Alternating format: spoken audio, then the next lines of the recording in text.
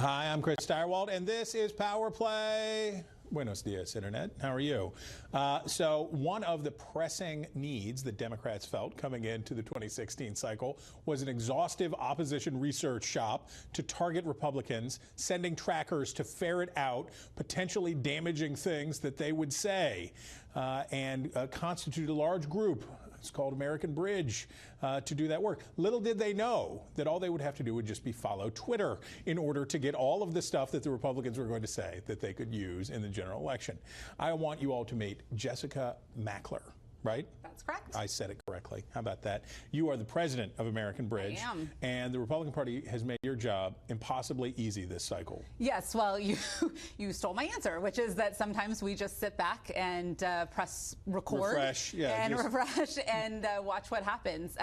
But certainly there's been a lot to document, and that's a part of it, which is, so as they are busy melting down the Republican Party, we've been watching and recording and keeping track, not just of what the Republican presidential frontrunners have said, the Donald Trumps and Ted Cruzes of the world, as they've kind of increasingly increased their offensive rhetoric by the day. But we've also been making sure to pay attention to those up and down the ballot. Right. And it's notable that today, when the Republican Party really has become the party of Donald Trump, that whether you're at the top of the ticket or all the way down, it's hard-pressed to find a Republican candidate who's willing to categorically disavow Donald Trump in his candidacy and say, no matter what happens, I'm not going to support Donald Trump for president. There are some, and the numbers are growing. But yes, when your job isn't to determine the message that Democrats are going to use in the fall, right? Your job is to collect.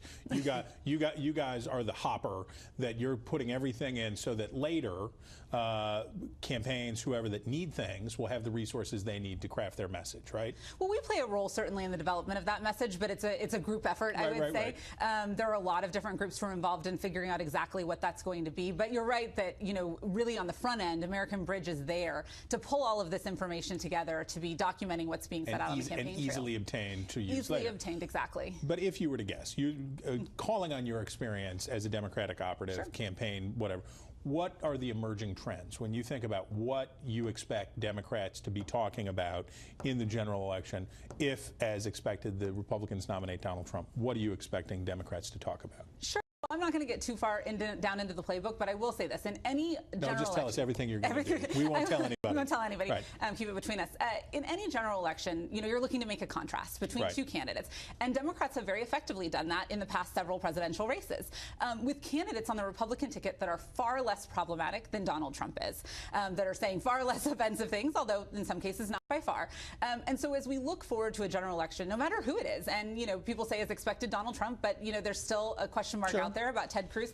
But I don't think it matters who we're facing in the general election. Democrats are going to have an incredibly easy time making that contrast. You're talking about incredibly offensive statements by the day. But there is evidence that in some scenarios, Donald Trump has an appeal to blue-collar, especially white voters in states like Pennsylvania, in states like Ohio, key places. We've seen polling in even Massachusetts that suggests that though Democrats still prevail, it's much closer than we've seen in the past.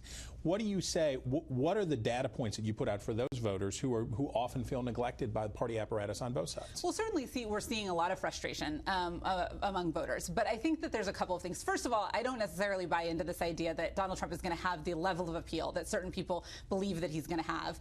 No, I stipulate. But beyond that, one data point that I think is really important is that more than half of women voters have an extremely, not just an unfavorable, an extremely unfavorable opinion. Does that cross over socioeconomic lines? Does that cross over ethnic lines? I think that's going to be a problem for him across lines. And then if you're talking about ethnic lines, we can talk about Latino voters who are going to be a hugely important constituency in this election.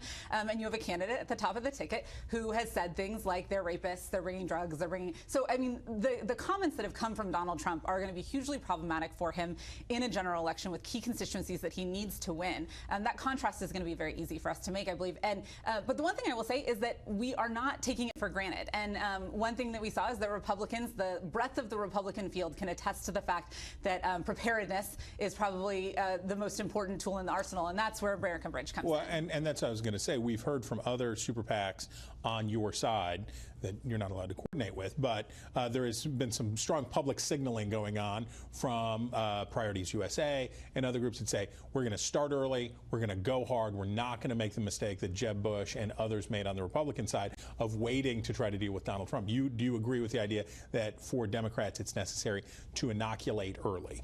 Well, I think in any election, taking something for granted is a bad idea. And certainly, as you said, Jeb Bush, Scott Walker, Marco Rubio all learned that lesson the hard way. So we're going into this like we would any other election. We started the work that we're doing around Donald Trump last summer when, his candidacy was largely seen by a wide variety of people as a joke. We were filing public records requests on Trump. So we've continued that work over the fall and the winter, not just on Trump himself, but again, documenting other candidates up and down the ballot who've praised his candidacy, who've said that he brings an energy to the race, who've said things that are very favorable about him, and also you're going to make them eat that and Melba toast. And we're certainly going to use that footage when it comes time for November. We thank you very much for coming in. Perfect. And, thank you. And we thank you. She's got all your tweets, by the way, so just be careful. And we hope that you will come back for some more Power Play real soon.